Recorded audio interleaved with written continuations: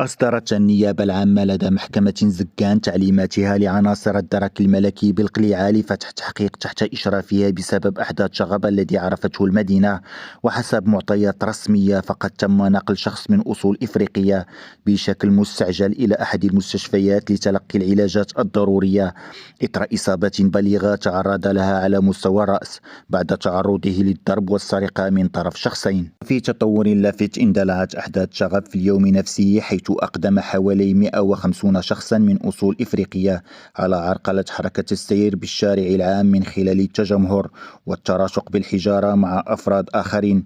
كما طالت هذه الأعمال التخريبية ممتلكات خاصة ورشق منازل السكان ومستعملي الطريق وعناصر القوات العمومية.